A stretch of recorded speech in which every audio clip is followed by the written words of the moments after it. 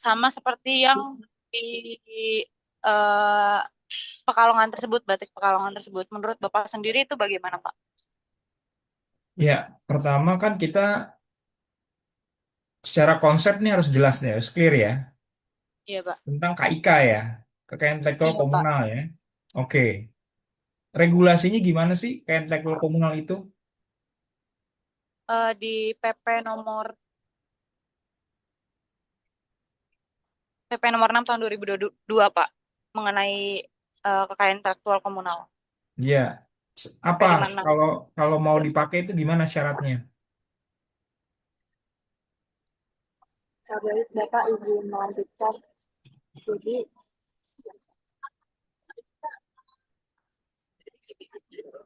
di PP 56 tahun 2022 itu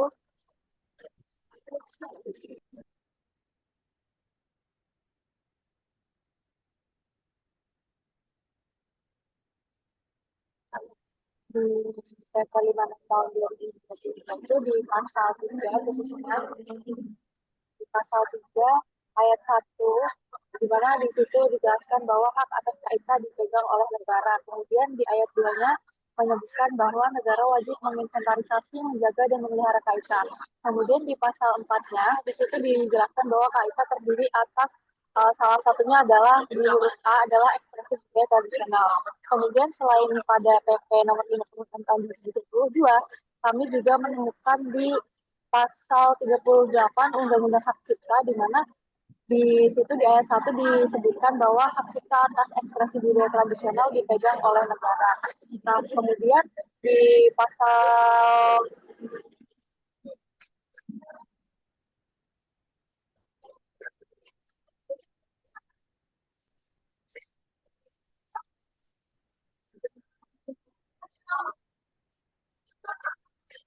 Kemudian di pasal 35 PP 56 tahun 2022 juga menegaskan kembali terhadap perlindungan KIK ini di mana negara tetap melindungi KIK yang tidak dilakukan pencatatan atau KIK yang belum dilakukan pencatatan resmi sesuai dengan ketentuan peraturan perundang-undangan.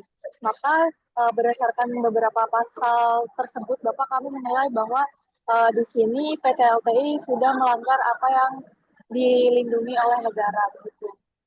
Nah, tapi yang kami inginkan adalah terkait dengan hubungan antara PT yang bekerja sama dengan PT LTI tersebut, Pak.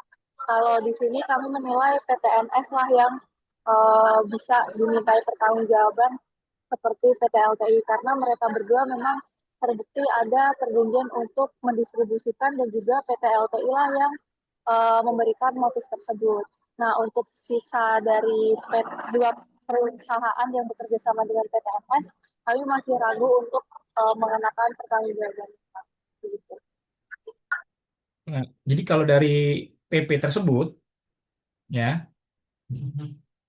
kan sebenarnya negara nih, ya, negara yang megang kan PP dan Undang-Undang Cipta, ya.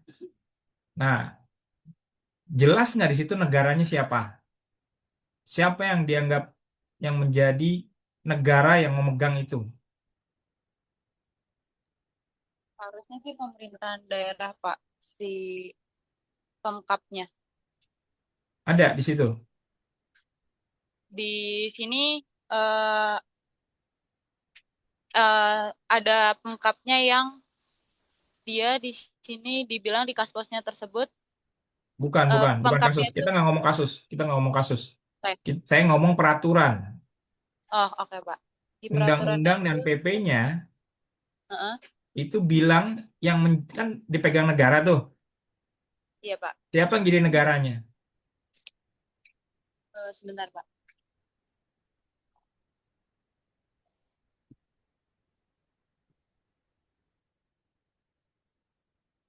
Tadi kan udah dibacain tuh.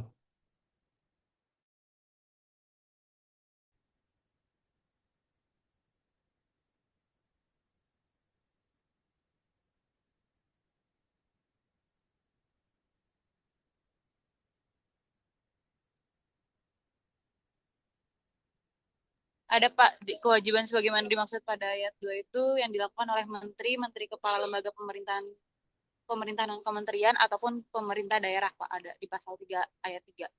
Ya. Oke, artinya kan sebenarnya di situ ada menteri, dalam hal ini kalau di Undang-Undang Cipta itu berarti menterinya menteri hukum, gitu kan? Iya. Menteri atau lembaga yang ini kita bisa bilang ada menteri kebudayaan tuh, karena itu juga bisa tuh masuk ke PP, masuk ke Undang-Undang Pemajuan Kebudayaan. Jadi sebenarnya itu kalau kita bicara KIK, itu kita bisa bicara juga objek kemajuan kebudayaan, karena objeknya sama.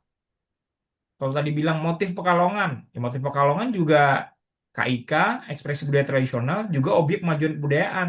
Coba baca tuh objek kemajuan kebudayaan itu apa aja, termasuk motif batik gitu.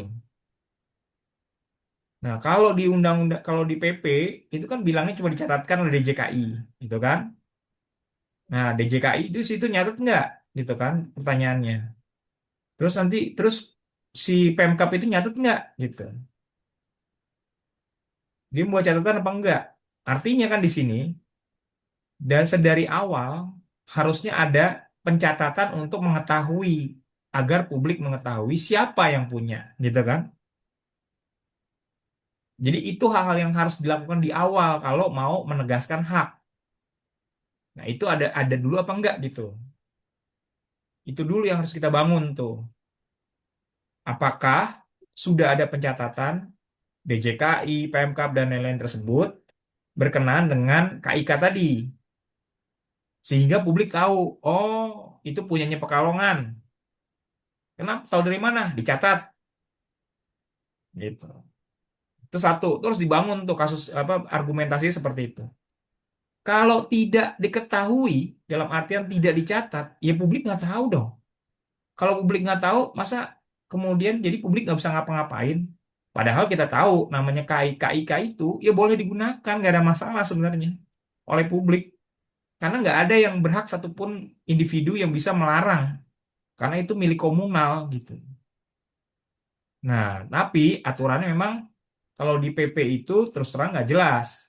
Karena dia cuma bilang bahwa penggunaan KIK itu sebaiknya harus memperhatikan benefit sharing, pembagian manfaat.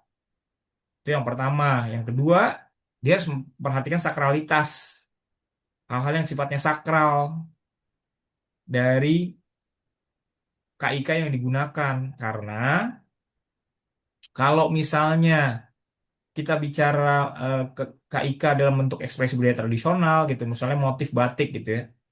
Di Jawa itu ada motif batik yang tidak boleh digunakan oleh rakyat biasa karena hanya boleh digunakan oleh kerabat keraton misalnya, raja, sultan, nggak boleh kalau rakyat biasa. Ada aturannya kayak begitu untuk motif-motif batik tertentu. Makanya kemudian kalau kita lihat dari kacamata Undang-Undang Cipta dan PP-nya, dua hal itu yang harus diperhatikan sebenarnya kalau kita mau menggunakan KIK. Pembagian manfaat, dia membagikan manfaatnya nggak ke masyarakat komunalnya. Yang kedua, sakralitas. Dia memperhatikan sakralitasnya nggak? Udah nanya belum bahwa si ini itu motif ini boleh digunakan oleh rakyat biasa. Nah, itu yang harus kita bangun argumentasinya. Sedangkan kalau kita bicara Undang-Undang Kemajuan Kebudayaan, maka ada syarat bahwa kalau industri besar dan asing mau menggunakan KIK, objek kemajuan kebudayaan, dia harus izin. Nah, tapi izinnya kemana sampai saat ini nggak jelas. Ada izin, harus izin si industri besar ini atau luar negeri. Tapi izin ke siapanya nggak jelas. Karena sekali lagi, pertanyaan kita selalu negara itu siapa gitu. Karena kan dipegang negara, dipelihara negara, tapi negaranya itu siapa seringkali nggak jelas. Nah, jadi dalam kasus ini harusnya menurut saya hal yang sifatnya diatur dulu untuk kita perhatikan. Tadi saya bilang ada fungsi pencatatan untuk supaya publik tahu sebenarnya. publisitasnya apa asas publisitasnya terpenuhi. Dilakukan nggak itu? Tidak. Ya udah, mohon maaf kalau kita nggak tahu. Karena itu berarti bukan bukan atas dasar kesengajaan gitu. Itu satu itu ya. Yang kedua, si pelakunya ini orang-orang perusahaan-perusahaan ini benefit sharing nggak? Enggak. Nah, berarti ada kesalahan di situ di mana seharusnya dia melakukan benefit sharing, cari komunitasnya. Siapa sih yang selama ini membuat batik itu? Komunitas mana yang masih membuat batik itu? Nah, itu udah kerjasama sama mereka. Bukan tiba-tiba motifnya diambil, dicetak, padahal cetak gitu di apa namanya di print di bahannya. Padahal batik itu hanya boleh ditulis atau dicap. Selain ditulis dicap bukan batik namanya. Jadi dia udah salah tuh di situ. Tidak berbagi manfaat pihak dengan pihak pengampunya atau masuk komunalnya. Yang kedua dia udah pernah konsultasi belum soal sakralitas dari motif tersebut? Belum. Nah, udah berarti dua hal itu aja udah dia bisa dibilang walaupun dia tadi yang pertama dia dicatat tapi berdasarkan dua hal tersebut dia udah salah gitu. Artinya oke, saya bertanggung jawab. Tanggung jawabnya sebatas apa? Yaitu tadi, benefit sharing. Dan yang kedua, konsultasi soal pemanfaatan motif apa yang bisa digunakan untuk rakyat biasa atau masyarakat umum. Itu aja sebenarnya kalau mau dibangun argumentasinya.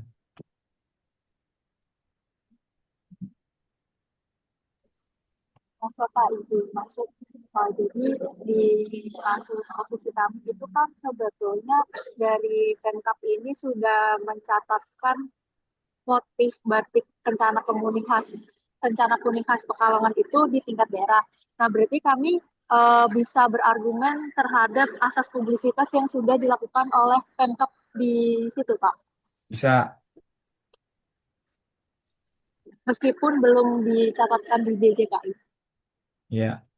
Nah, DJKI bilangnya apa? Dicatatkannya wajib di DJKI atau boleh di Pemkab juga PP-nya.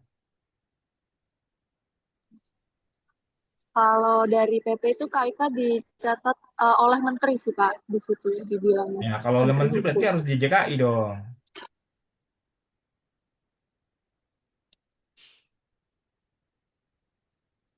Kan di situs DJKI kan ada Pangkalan Data Kekayaan Intelektual Komunal PDKIK. Tahu kan PDKIK? Nah, itu kan dalam rangka implementasi PP tersebut. Artinya, untuk memenuhi asas publisitas, maka harus sesuai dengan PP tersebut. Apa PP itu bilangnya? Oh, menteri mencatat. Nah, ya udah, berarti wilayah menteri gitu. Di di mana wilayah menteri? Di PDKIK. Bapak, saya izin membacakan pasal 13 dari PP nomor 96 tahun 2002. Di sini dijelaskan bahwa pencatatan KIK itu dilakukan oleh menteri, menteri atau kepala lembaga pemerintah daerah non kementerian dan atau pemerintah daerah sesuai dengan kewenangannya berdasarkan ketentuan peraturan perundang-undangan. Itu kan Ya, kalau dari ini bisa ya Pak dicatatkannya untuk di mana? daerah. Dicatatkannya di mana? Di mana? Gitu kan? Pertanyaannya. Dia boleh bikin catatan sendiri. Kan kalau bikin catatan sendiri tinggal kita catat terus kita umpetin tuh. Kan gitu. Kalau catat sendiri, kita catat kita umpetin. Tapi kalau dipublikasikan di PDKIK, nah itu kan asas publisitas baru. Nah itu sebut nggak dalam suatu pangkalan data? Setahu saya sih disebut harusnya karena ada namanya PDKIK. Ini ada Pak di ayat 5-nya itu dia di ayat 4 dan 5 di ayat 4-nya pencatatan KIK secara elektronik dilakukan melalui pangkalan data kementerian atau lembaga pemerintah non kementerian dan pemerintah daerah yang terintegrasi dengan sistem informasi KIK di Indonesia. Kemudian di ayat 5-nya dalam hal kementerian atau lembaga pemerintah, non-kementerian, dan pemerintah daerah tidak memiliki pangkalan data, kementerian atau lembaga pemerintah, non-kementerian, dan pemerintah daerah memanfaatkan pangkalan data yang telah tersedia di kementerian atau lembaga pemerintah, non-kementerian, atau pemerintah daerah lain. Iya, jelas Begitu. kan? Jelas kan? Kalau dia nyatet, ya si Pemkap nyatet, dia harus terintegrasi. Sistemnya harus terintegrasi. Jadi semua orang tuh bisa ngeliat, nggak disimpan sama dia. Kalau nggak punya, pakai PDKIK. Jelas kan? Ya, jadi pertanyaannya sekali lagi, balik lagi. Sebenarnya udah dicatat belum? Satu di sistem terintegrasi, dicatat secara oleh Pemkap di sistem yang integrasi, atau dicatat oleh Pemkap di PDKIK.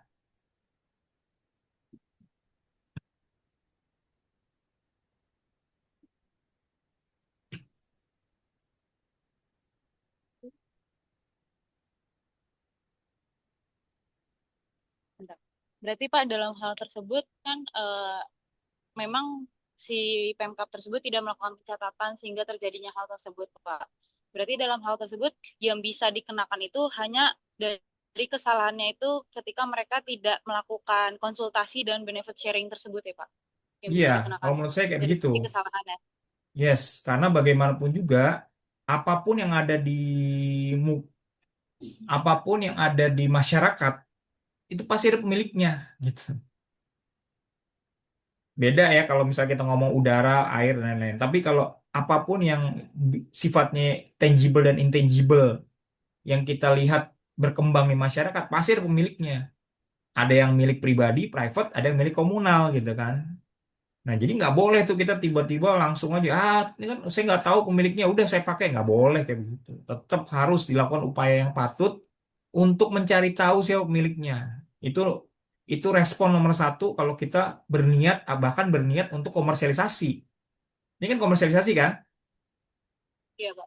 Komersialisasi. Nah, itu udah paling utama tuh respon, reaksi paling pertama ketika kita mau melakukan komersialisasi terhadap suatu karya yang bukan milik kita. Bisa karya orang privat atau karya komunal. Cari tahu dulu siapa, gitu kan? Iya. Itu paling utama. Jadi kalau sampai ada orang melakukan komersialisasi karya yang bukan miliknya, tanpa dia melakukan reaksi untuk mencari tahu, itu udah salah. Udah pasti nomor satu salah. Maka kemudian, walaupun tidak dicatatkan tadi, gitu ya, kita lihat upayanya PT itu. Sudah berupaya belum mencari tahu? Nah, kalau dalam praktik nih yang saya lakukan, saya biasanya mengumumkan di koran. Jadi, misalnya saya mau pakai nih untuk karya nih, nggak tahu nih penciptanya siapa, saya umumkan di koran. Ini saya PT ABCDFG mau membuat komersialisasi atas karya tersebut. Tapi saya tidak tahu penciptanya. Mohon hubungi saya. Kalau ada yang tahu siapa pemilik karya ini. Saya tunggu dalam waktu 14 hari kerja terhitung sejak tanggal pengumuman surat kabar ini. Apabila tidak ada yang menghubungi saya dalam waktu tersebut, maka saya akan melakukan komersialisasi dan hasilnya dari komersialisasi ini akan saya cadangkan apabila si orang yang berhak tersebut akan menuntut haknya. Jadi udah saya cadangkan gitu. Bukannya saya makan sendiri, enggak, saya cadangkan. Nah, prinsip ini bisa dipakai dalam ini. Artinya apa? Kita lihat PT itu ada upaya yang patut nggak untuk mencari tahu. Oh, nggak ada. Main sembarangan ini gini ya udah salah. Satu, salah. Kedua, dia paham nggak soal berbagi berbagi manfaat itu, benefit sharing. Oh, nggak paham, nggak ada soal konsep benefitnya, salah berarti. Nomor nomor tiga tadi tentang konsultasi. Pernah nggak sih mereka konsultasi sama pengampunya, orang-orang setidaknya sama daerah situlah, karena kan dia ngambil ke daerah-daerah situ. Oh enggak, ya udah salah gitu. Jadi, iya mereka bertanggung jawab pasti. Kalau ditanya, apakah mereka bertanggung jawab? Iya. DJKI bertanggung jawab kan? Kalau DJKI mah pasif. Dia ditanya apa enggak? Dia dicatat, dia diminta pencatatan apa enggak gitu kan? Jadi di JKI itu pasif sekali. Jadi sulit untuk minta pertanggungjawaban dari JKI. Tapi PT-PT itu yang secara aktif melakukan komersialisasi, maka dia harus bertanggung jawab. Baik, Pak. Berarti kalau misalnya di sini konteksnya kan di sini ada salah satu PT KF tersebut hanya dia tuh menyediakan bahan baku, Pak. Bahan baku kayak misalnya serat-serat seperti itu. Apakah itu bisa dimintai pertanggungjawaban? Karena kan dalam posisinya di sini PT NS atau PTSC kan dia bukan hanya memproduksi satu satu batik saja gitu yang menjadi suatu masalah. Nah, apakah itu juga bisa dimintain pertanggungjawaban atas hal tersebut, Pak, si PT yang hanya memberikan suatu bahan baku tersebut? Oke, posisinya sebagai mitra atau vendor. Oh. Tahu nggak bedanya Ya, mitra Mas, atau vendor? mitra tuh sebagai yang melakukan kerjasama ya, Pak? Ya, Yang sudah kerjasama untuk melakukan sesuatu yang disepakati bersama.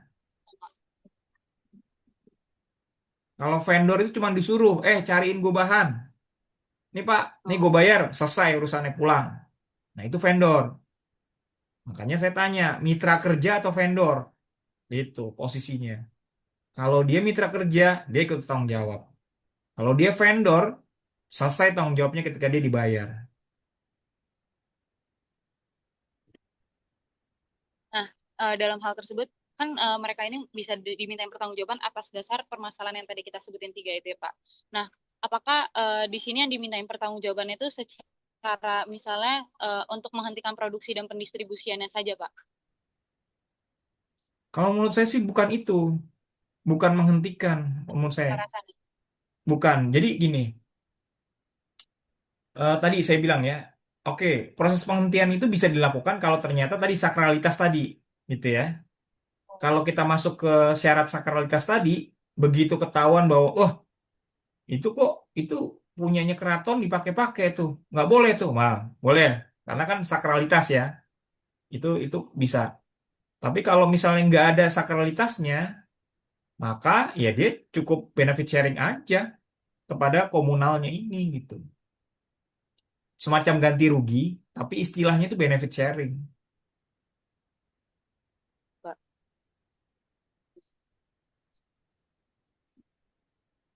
Oke. Nah, di sini berarti kan kalau nggak salah si PT LTI tersebut kan melakukan pendaftaran hak cipta ya Pak. Nah, atau pencatatan hak cipta atas motif batiknya tersebut. Nah, pendaftaran hak cipta ini kan kalau di nomor 2 itu menjelaskan apakah dapat meniadakan atau mengesampingkan hak komunal masyarakat Pekalongan. Nah, kalau kami kan berpendapatnya tidak akan mengesampingkan hak komunal tersebut meskipun sudah ada legalitas dari motif batik hak cipta tersebut yang dilakukan oleh PT LTI dengan atas dasar yang tadi yang kami sebutkan Pak, yang kayak bagaimana negara melindungi KIK tersebut. Terus juga yang seperti Bapak bilang kayak yang tadi kita bisa ngasih dasar kayak ya meskipun harusnya sebelum mereka melakukan hak cipta atau mendaftarkan hak cipta itu mereka harus mencari tahu dulu kan Pak. Kayak mencari tahu dulu itu pasti motif tersebut tuh udah ada pemiliknya walaupun tidak diumumkan gitu. Kalau diarahin ke sana itu uh, oke gak Pak Ya, memang ini argumennya? apa dalam dalam praktek nih memang agak agak ruwet ya. Jadi gini, Ya. eh, dalam hak cipta itu tidak ada pendaftaran gitu. Artinya sifatnya deklaratif. Ketika diumumkan pertama kali, maka si penciptanya dianggap sebagai orang yang mengumumkan dianggap sebagai penciptanya gitu kan. Tapi ada namanya rezim pencatatan. Pencatatan itu pada dasarnya tidak memberikan tidak bukan merupakan pengakuan pemerintah terhadap hak seseorang, hak cipta seseorang. Dia hanya mencatatkan. Nah, surat pencatatan ciptaan itu bisa dijadikan bukti awal, gitu kan? Kalau ada dispute atau sengketa. Nah, disinilah kemudian masalah timbul kalau penegak hukum menganggap bahwa surat pencatatan ciptaan itu adalah bukti hak. Yang sering terjadi seperti itu masalahnya. Walaupun sebenarnya surat perintah ciptaan itu tidak memberikan pengakuan hak apapun, tapi dalam praktik aparat penegak hukum itu menganggap surat catatan ciptaan itu adalah bukti hak. Makanya eh, konsep yang salah kaprah seperti ini terjadi di lapangan gitu. Nah, jadi sekarang ini kan artinya begini, harus dibuktikan apakah misalnya motif yang dicatatkan itu berbeda dengan motif batik yang milik komunal. Kalau mau defense, gitu ya. Tapi kalau sama, gitu ya. Artinya, kalau sama nih, artinya dia udah melanggar ketertiban umum, melanggar peraturan undang-undangan tuh si PT-nya, sehingga menteri bisa menghapus tuh pencatatan itu untuk mengamankan upaya dari masyarakat komunal dalam rangka melakukan upaya hukum kepada si PT tersebut gitu. Karena kalau tidak dihapuskan pencatatan itu, aparat penegak hukum itu akan tetap mengakui bahwa si PT ini punya hak. Karena tadi banyak aparat penegak hukum salah kaprah dalam menilai surat pencatatan ciptaan gitu. Yang kalau bagi DJKI itu hanya sekedar pencatatan administratif, bukan pengakuan hak, tapi aparat penegak hukum menganggap itu sebagai bukti hak, bukti kepemilikan hak. Ini berat, makanya di di praktik tuh seperti itu beratnya gitu. Makanya harus ada upaya penghapusan yang dimohonkan pada menteri itu supaya dihapus karena melanggar apa? Ketertiban umum, itikat tidak baik, peraturan undang-undangan gitu. Coba dicek tuh, ada tuh penghapusan oleh menteri atas dasar apa? Itu harus dilakukan.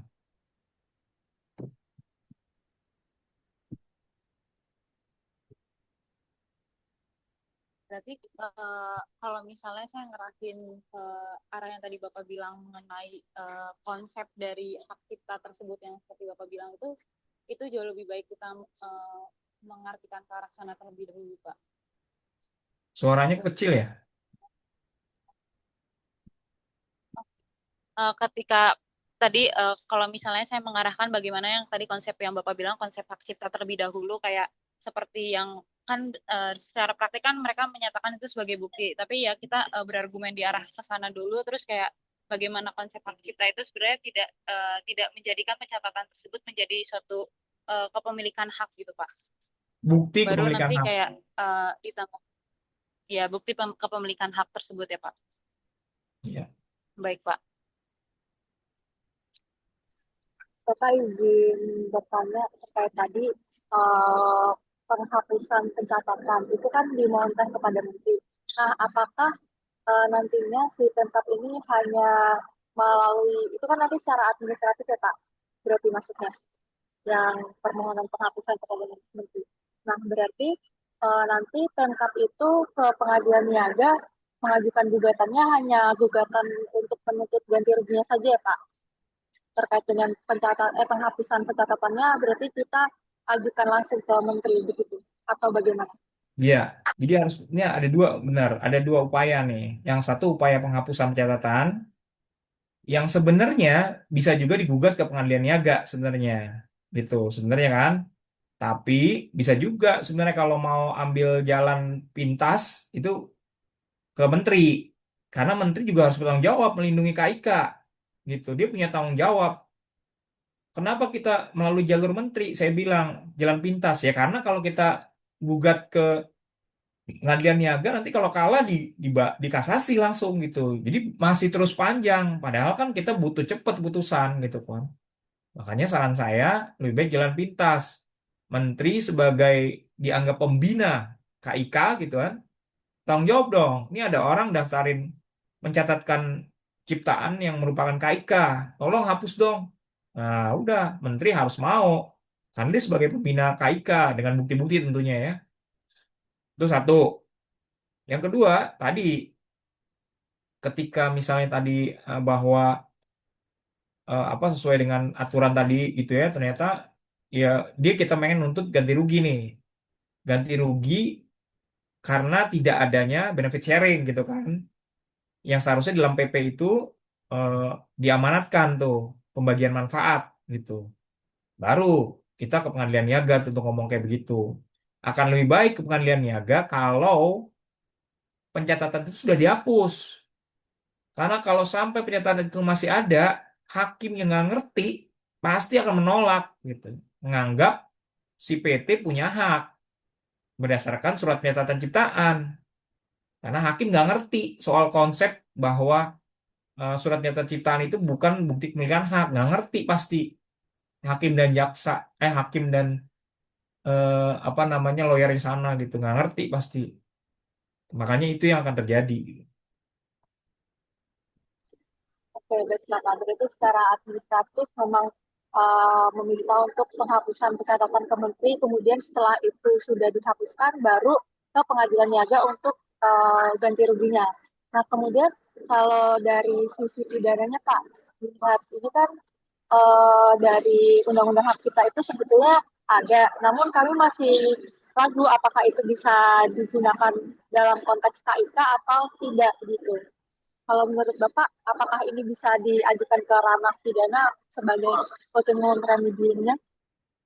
Emang ada pidananya Kak Ika?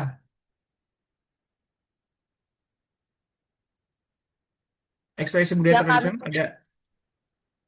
yang kami temukan sebetulnya lebih mengarah ke hak ciptanya, Pak. Makanya itu kami Oh masih iya, bingung nggak ada dan berarti kan? Berarti nggak ada dong. PP sendiri nggak bisa pidana PP. PP itu nggak ada pidananya. Kalau Undang-Undang Hak Cipta, setahu saya lebih ke hak ekonomi dari hak cipta kan. EBT itu bukan apa dianggap sebagai sui generis sebenarnya. Jadi apa namanya satu spesifikasi khusus, tapi tidak spesifik bahwa pengaturan tentang EBT itu sama dengan pengaturan hak cipta. Nggak ada tuh spesifikasi itu kan. Bener nggak? Dicek lagi coba di pasal pidananya. Ada nggak merujuk pasal EBT? Nggak ada setahu saya. ya. Iya,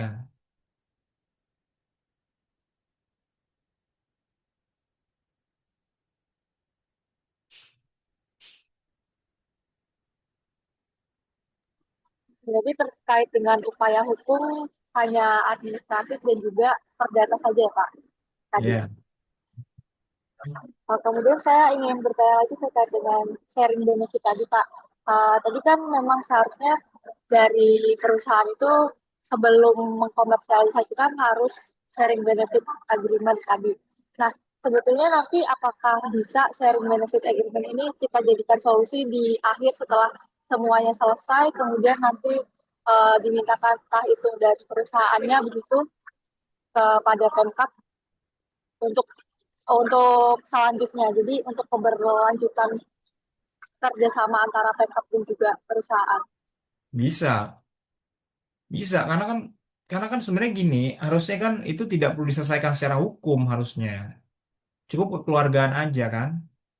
Artinya kalau memang PT dalam hal ini lalai gitu kan, maksudnya lalai untuk melakukan klarifikasi, konsultasi, tidak membagi benefit sharing gitu kan. Ya udah, yang penting dia mereka menyadari kesalahannya, lalu ke depan mereka bisa kerjasama. Sebenarnya kan gitu konsepnya gitu kan. Karena nggak harus ribut-ribut gitu. Tapi kalau ternyata si PT ini tidak mau bekerja sama dalam artian ngotot gitu, karena dia merasa bahwa lah saya punya hak cipta atas ini gitu. Nah udah, artinya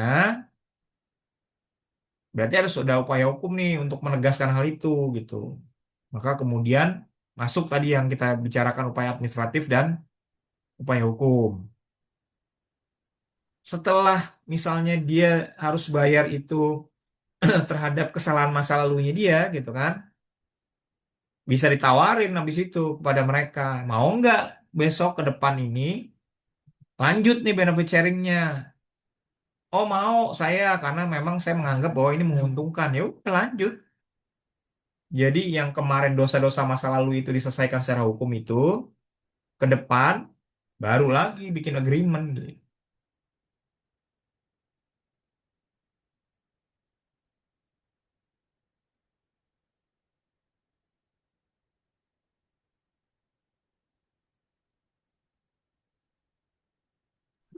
Nah, Bapak izin tanya, berarti semisal nanti kan sebelum kita ada litigasi, harus ada upaya non-litigasi begitu kan. Nah, apakah memungkinkan apabila di upaya non-litigasi itu dari Pemkab mengusulkan terkait dengan sharing benefit agreement begitu? Karena di kasus juga sudah dijelaskan bahwasannya dari Pemkab itu mengajukan sharing benefit agreement. Ya bisa, kan itu bagian dari musyawarah untuk mufakat. Karena memang kan Berarti diutamakan itu musyawarah untuk mufakat, nggak langsung upaya hukum. Berarti yang ditawarkan saat itu untuk apa yang sudah terjadi atau apa yang nantinya akan mereka sepakati kembali, Pak? Bisa dua-duanya, apa yang sudah terjadi dan ke depan, gitu kan?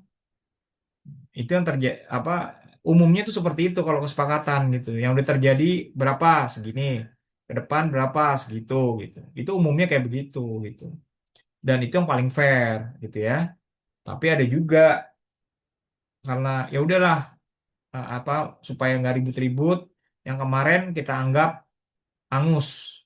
Kita ngomong ke depan aja gitu. Biar cepet settlementnya gitu misalnya. Bisa juga gitu. Itu kan sangat tergantung kesepakatan sebenarnya dua belah pihak. Ya itu akan terima kasih dari saya cukup mungkin dari kita. Dari saya juga cukup Pak, sangat-sangat terbuka kembali dan sangat-sangat ilmu baru Pak yang kami dapatkan pada malam hari ini. Kami juga mau ngucapin terima kasih untuk waktunya Bapak. Mungkin Bapak sedang ada kesibukan lain hal, sudah membantu kami. Sekiranya kalau Bapak izinkan kami nanti ketika kami sudah mulai mendraft, kami kirimkan draft kami kepada Bapak untuk berkonsultasi kembali. Apakah Bapak berkenan? Ya, Ya. Baik Bapak, terima kasih untuk waktunya. Saya mengucapkan banyak-banyak terima kasih Pak. Semoga sukses selalu Pak dalam pekerjaannya. amin. Ya, sukses ya intinya. Terima kasih banyak ya Pak. Terima Iya kasih, Bapak. Pak. Balik Pak. Selamat malam Pak.